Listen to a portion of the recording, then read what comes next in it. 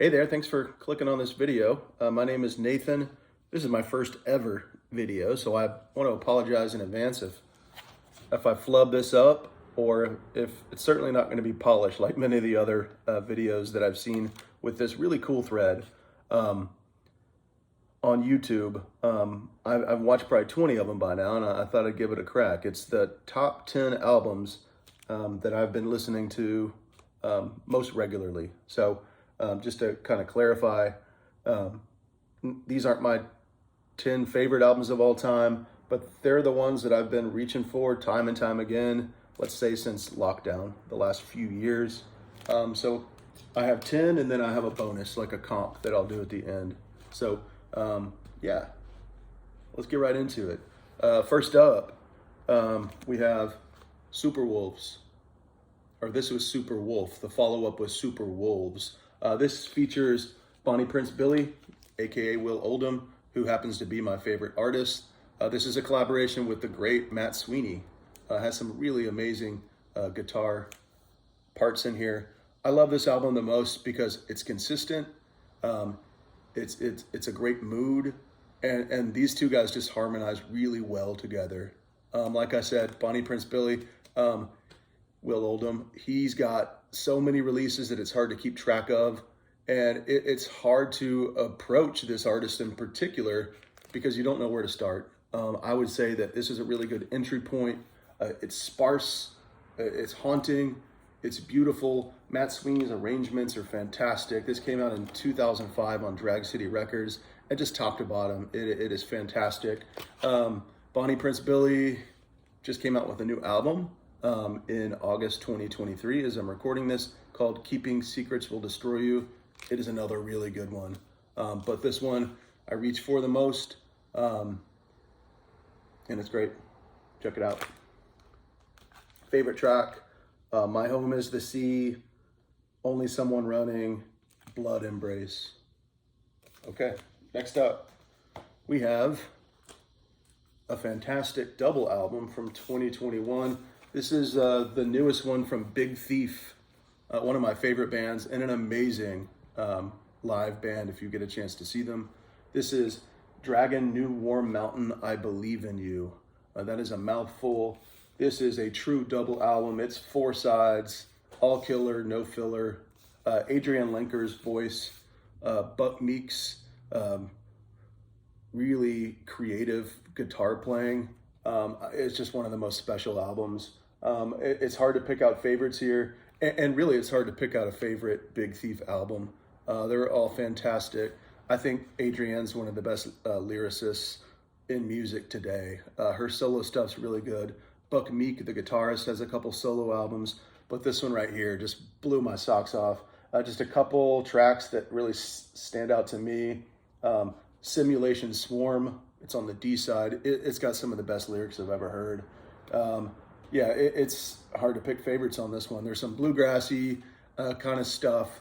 There's kind of some more kind of experimental sounds that they've kind of flirted with this album as well.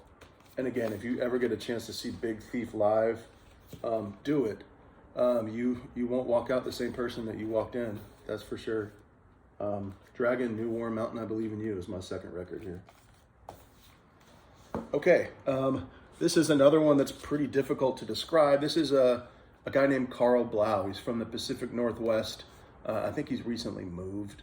A few years ago, he came out with a very spot-on covers collection called An Introduction to Blau, where he played country classics. But a lot of his other work is very diverse as far as genres are concerned. Some of it is kind of like dubsteppy a little bit, reggae influences. This one, it's got to be my favorite, Beneath the Waves, or Beneath Waves by Blau. Unfortunately, this guy isn't streaming anymore. It was on K Records, and Carl has taken off, or K Records has taken off this one, and another really great album called Nature's Got Away. I follow this guy on a subscription platform, and he has just such an amazing ear. He's very prolific. and he's got so many songs that have never seen the light of day. This is Blau, Beneath Waves. My Johnny is the track that's my favorite on this one. All right, next up we have, oh yeah, Bright Black Morning Light. So this is a husband and wife duo. I think they're now defunct. This album is 2006, and this is just a trippy, proggy, dreamlike album. This record right here, let me show you the inside artwork. I think this is the one that came with 3D glasses. Yeah. I guess to wear when you're listening. Bright Morning Light. So I think they had 3 albums total. This album, I'm surprised I haven't repressed it yet. I mean, this thing goes, I think, for $200 now. I got it right when it came out. They opened up for Bonnie Prince Billy on a 2004 tour, and that's where I first saw them and kind of fell in love with them. This is a really good atmospheric album. I play this at night quite a bit. It's really easy to get lost into. Very organic sounds. Yeah, I think they recorded this solar power or something. Very like kind of hippie vibes with this. It's just so good.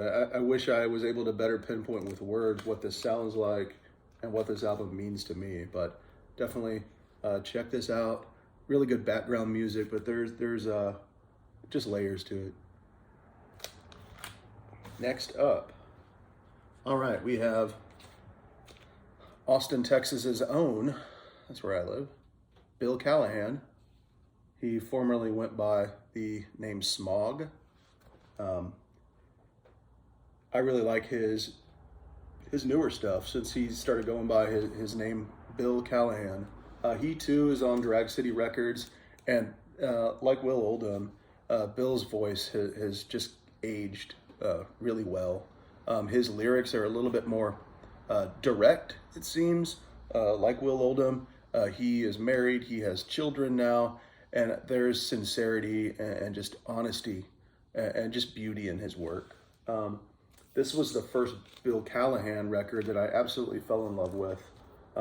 There's a song called Too Many Birds on here. This whole album is fantastic. I think it's still in press as well. It shouldn't be too hard to find. His stuff you can find streaming. If you like it, check out his moniker Smog. He recorded it under that name for I think 25 or 30 years. So I have all of his releases.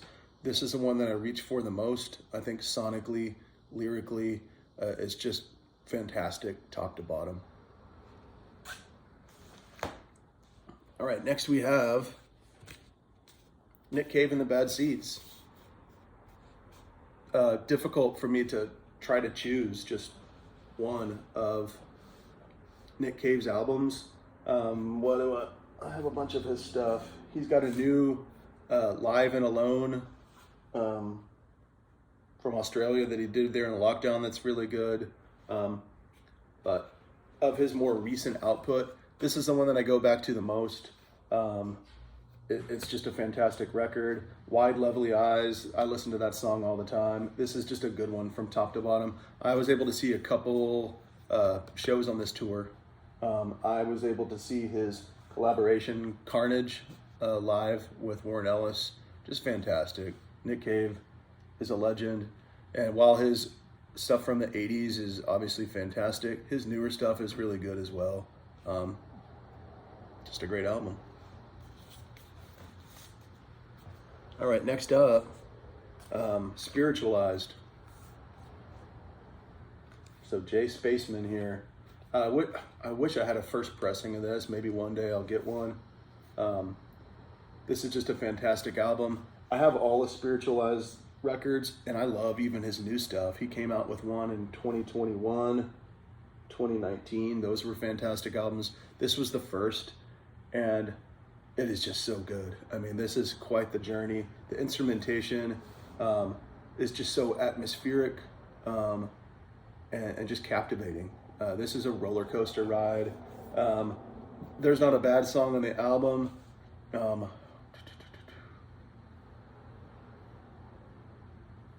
Yeah, there's like a J.J. Cale kind of riff and lyric that he uses on one of these songs. I can't remember it, but this is from 1992. Was able to see Spiritualized a few times over the last 5 or 6 years. Most recently, I think in 2022. And man, he still puts on a hell of a show. I mean, what an amazing songwriter. I think this is probably one of the best records in my collection. And yeah, maybe one of these days I'll get the first pressing of this Spiritualized record. Yeah, so this is called Laser Guided Melodies, Spiritualized from 1992. Okay. So this is a compilation of sorts. This is an Austin band called Foxtrot. They released some 7-inches that were very good in the early 2000s and like the blogosphere days. For fans of bands like Bell and Sebastian, The Smiths, sort of like twee, maybe that's the right genre, but these guys absolutely rock as well. So this is called Early Music. They also last year, or maybe this year, recently, came out with B-Sides and Rarities. I have that right here. It's called Cut from the Stone, B-Sides. They also released at least one full-length LP, but this stuff, Early Music, as I said, if you like The Smiths, Bell and Sebastian, I think you'll love this. So this is Foxtrot. They recently did a reunion tour. They broke up and haven't toured in 15 years, maybe more. And they recently got back together and did a handful of shows in late 2022. Amazing shows. And I've heard too that they are working on new material. So if the aforementioned bands speak to you, definitely give this a try. This compilation is it's available on streaming services if you want to stick your pinky toe in the water. But this is readily available now. Foxtrot, Austin, Texas. All right, next up we have Waxahachie. This album is called St. Cloud, and I've been a fan of Katie Crutchfield for about 10 years. Her earlier music, it's more sort of rock, kind of punky vibes. She's dabbled a little bit in more sort of straightforward kind of 90s country. She did a collaboration album called Planes that came out after this album. But this record right here, she was planning on doing a massive tour before COVID. This record right here, if you're fans of Bob Dylan, I know that is a high watermark, obviously, but Katie Crutchfield's lyrics, her voice, her instrumentation, the hooks on this are just fantastic. I think if you listen to this album, there's going to be some songs that jump right out and you'll love immediately. There's also some pretty complex stuff in here that has taken a while for me to really warm up to. My favorite song on this album, it changes. And I think that's a good thing. So for any fans of singer-songwriter stuff, kind of folky, country, she's got the goods. I really hope that she continues in this vein. If you're fans of Lucinda Williams, there's influences there. She's amazing. Yeah, this is St. Cloud. Give it a try. Really good live too. My girl and I, we saw her collaboration after COVID, Planes, and she played a few songs off St. Cloud. So good, so good. We're wrapping up here. We got a few more left, 2 more left. Number 10, big Wilco fan. I recently got this ginormous Yankee Hotel Foxtrot box set, and I would say that Yankee Hotel Foxtrot is probably my favorite Wilco album, but this record right here, A Ghost is Born, the CD version is just an egg, but the LP version is like this. A Ghost is Born. This is such an amazing album. And I remember when this record came out, anticipating it so much and being somewhat disappointed at first. I mean, it's sonically different from Yankee Hotel Foxtrot, and I don't know, shame on me for expecting something that was going to be sugary or easily digestible. This is dense, moody. This is before the great guitarist Nels Cline joined Wilco, and some of the guitar work on here is absolutely fantastic, and it's all Jeff Tweedy. So this is post Jay Bennett and pre Nels Cline, and this record is just so dang good. Is there a track list on here? Yeah. I mean, all of them are good. The song Hell is Chrome, that's the second track on here.